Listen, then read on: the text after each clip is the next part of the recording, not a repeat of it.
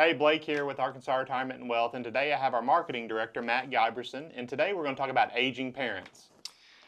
So part of how I ended up working here was as a result of positioning myself to prepare for taking care of aging parents.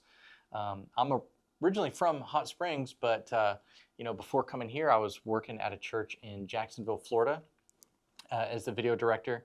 And about a year after going down to work there, both of my mom's parents and my parents both kind of fell on poor health.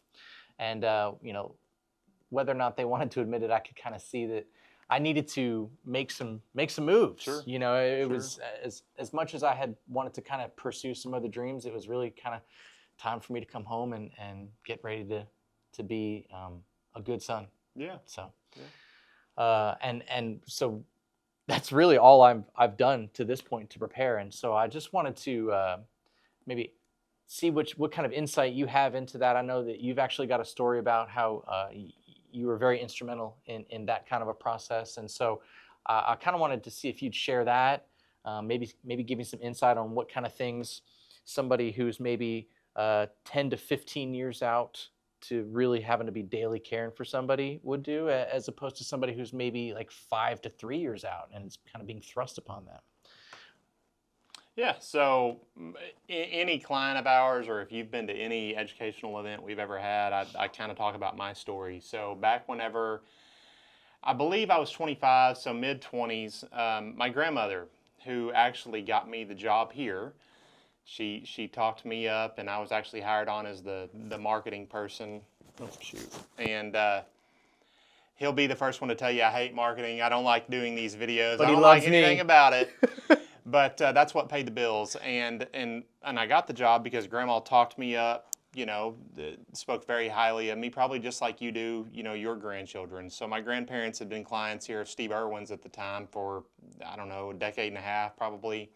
So right out of college, I came to work here, early 20s, and then, like I said, about mid-20s, we kind of noticed that my grandmother was slipping, for lack of better terms, and dementia. My great grandmother had dementia. There were my grandmother, kind of the next generation coming up. So, it's hereditary and all of that, which, by the way, scares me for myself later on. But the straw that broke the camel's back was my great aunt, who was basically my mother. My mother passed away whenever I was 4, so my great aunt kind of stepped in and took over that motherly role, and great uncle, all throughout my childhood. So I'm very, very close to my grandparents and then my great aunt and uncle. My grandfather passed away back in 2005, so I remember on his deathbed telling him, hey, I will help take care of Grandma. So my uncle, like I said, my mother passed away, so my uncle lives in Mountain Home. So he wasn't here, he was 3+ hours away, so it was just, made the most sense for me to help along the way. Well, my great aunt, again, I was in my mid-20s, my great aunt called me, and she said, hey, we've got Louise, Grandma's name, Louise, up here at the hospital, and they don't really know what's going on with her. It was just, we thought that it was her medication that she was taking wrong. Long story short, they sent her home. A couple weeks later, I think it was a couple weeks later, time kind of always blurs together, but she was actually pulled over by a policeman here in town by going the wrong way on the bypass. So she was just getting confused. And after some time in the psychiatric ward of the hospital and all that, they thought they got her medications figured out. They determined it was dementia. And that led us down a very long road. But I remember sitting down in the hospital in some hallway that CHI or Mercy, whatever it was, St. Joe back then. I didn't even know that they had. But the lady looks at me and she said, hey, have you ever thought about getting guardianship of your grandma? And that scared the crap out of me. I didn't even know what guardianship was. I was freshly married. I just bought my first home, didn't even have a child yet. So, basically just caring for myself. You weren't even a guardian yet. Yeah. And, I asked what that entailed, and they said, well, basically it's everything. You would be the responsible party for her care, her finances, everything. And that was because we could not find that she had ever completed a power of attorney document. And thankfully, my grandmother never threw away anything. We used to gripe all the time about her not throwing away anything and keeping everything. My wife still gets on me today for doing that same thing. But fortunately, in the back of my grandma's van, in an old milk crate, we found a folder from an attorney here in town, and it had a power of attorney in it. And it appointed my great aunt, next door neighbor to grandma, as the power of attorney.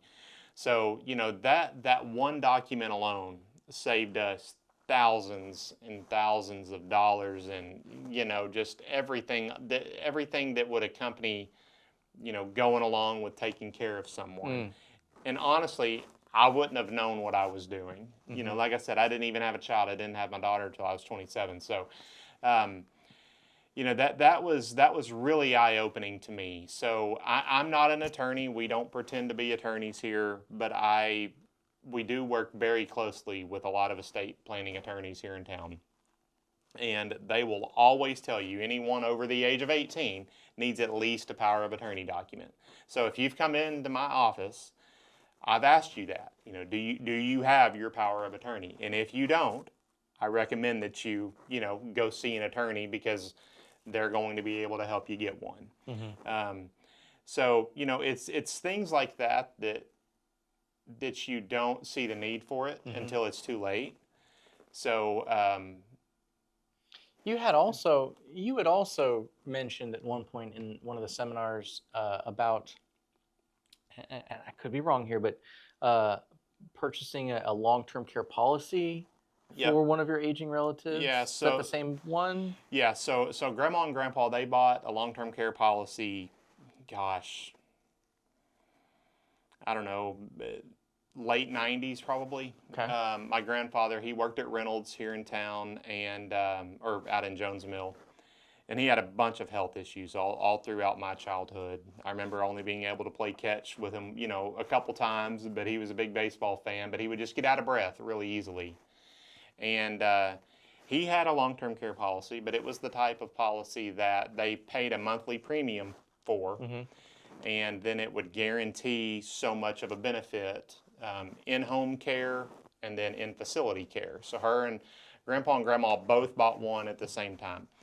Grandpa didn't want anybody caring for him except my grandmother. He was hell-bent on dying at home, and he did. He did both of those. Grandma cared for him.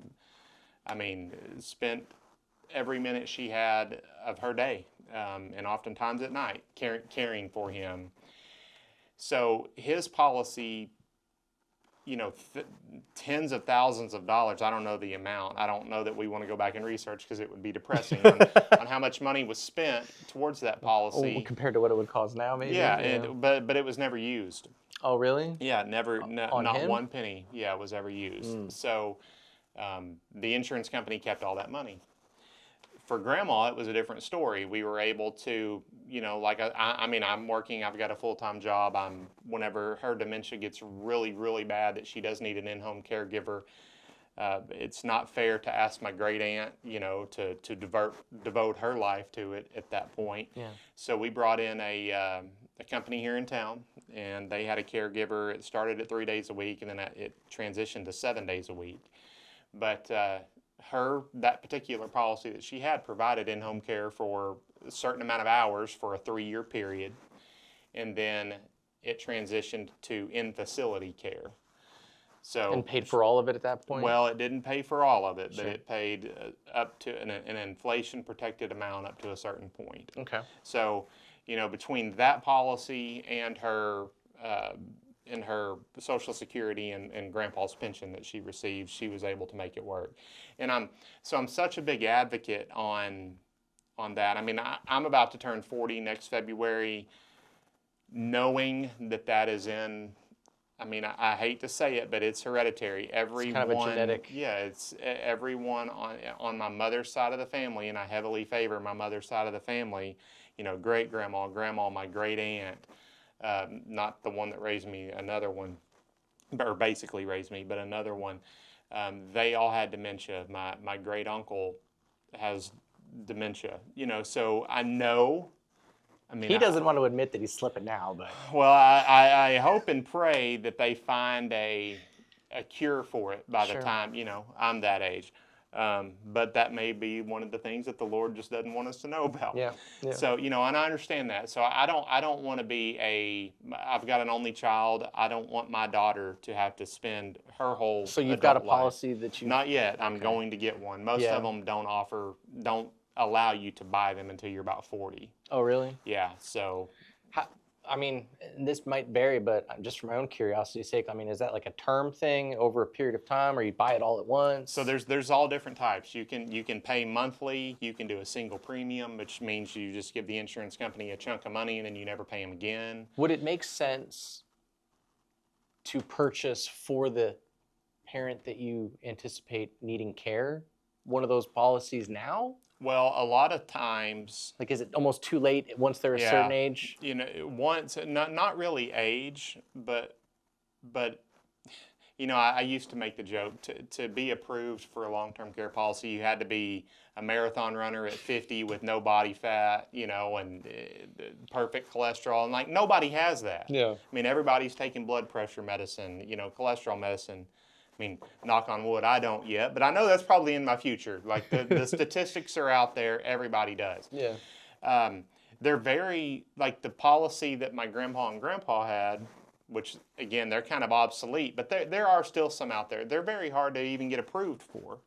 So what the industry has really kind of shifted to is a hybrid type policy, to where you have a life insurance type thing with, sometimes it looks like an annuity on the surface, but it provides, you can buy annuities for several different things, and we've done videos on those in the past, whether that be for income or just deferral interest purposes. But some of them have really good long-term care benefits Built into it? it. So a lot of, like, and then that's why I discuss it with every single one of our new people that we meet with that I don't know anything about. Like, what have you done in this space to prepare? Because, again, people don't see the need for it. They're like, well, Until it's, like, at their door. I don't want to put that money in there because I may never use it. Well, that is true, but statistically speaking, you more than likely will use it. The numbers are overwhelmingly high that, I mean, it's like 70, 80, 90%. If this is not the gospel, don't quote me on that number, but of the amount of people that will need some type of long-term care, whether that be in-home care or in facility care. It's crazy how. Yeah, and with families being kind of dispersed across the country, folks will go to college here, get careers there, you know.